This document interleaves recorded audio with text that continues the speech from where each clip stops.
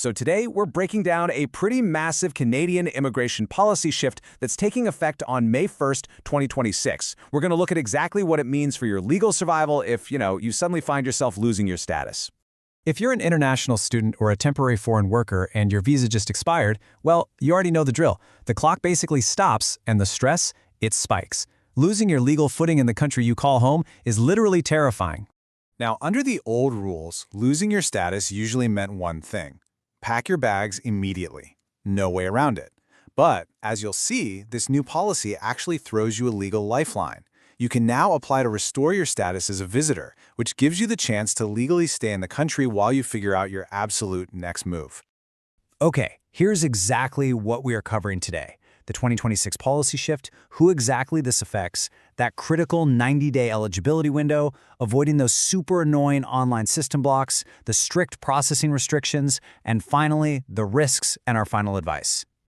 All right, let's jump right into part one, the 2026 policy shift. So these updated rules offer a brand new pivot. Basically, if you lose your worker or student status, you don't just have to vanish anymore. You can apply to restore your status strictly as a visitor. It's essentially a breathing room strategy. It buys you time on Canadian soil to explore other immigration pathways, without that heavy threat of immediate removal hanging over your head. Moving right along to Section 2. Who exactly does this affect? Now, keep in mind, this isn't some blanket rule for everybody. It's actually highly targeted toward temporary foreign workers and international students. Specifically, it's designed as a safety net for those whose visas have just lapsed and who don't have an immediate, clear way to renew their current permit. So if you're stuck in that awful gap, this visitor route is absolutely for you. Okay, Section 3, the 90-day eligibility window. 90 days. That is your non-negotiable magic number here. The clock starts ticking the exact second your legal status expires. You've got a maximum of 90 days to submit that restoration application, which means, honestly, hesitation is simply not an option. To actually hit that 90-day window, you need a totally flawless sequence. First up, file a visitor record right alongside your restoration application. Second, you've got to pay the exact government fees. And third, you have to ensure your paperwork is bulletproof. Seriously, one tiny mistake can mean a delay. And in this system, a delay can easily mean an outright refusal. Which brings us to Section 4, avoiding online system blocks. Okay, imagine the irony here. You're frantically rushing to upload documents to save your real-world status, and a bot blocks you because you're acting too much like a bot. Yeah, immigration portals use these automated security systems that will instantly freeze your access if they detect unusual traffic, like, say, aggressively refreshing the page, just to check if you're an actual real human. So, what actually triggers these digital roadblocks? Honestly, it could be something as totally harmless as a browser plugin, a background script, or just clicking the submit button way too rapidly. Actually, even being on a shared Wi-Fi network where someone else has the same IP address can flag you. So what's the fix? Well, submit their documents steadily. Turn off any third-party plugins and just calmly solve those capture screens to prove you're human. That'll unfreeze your window.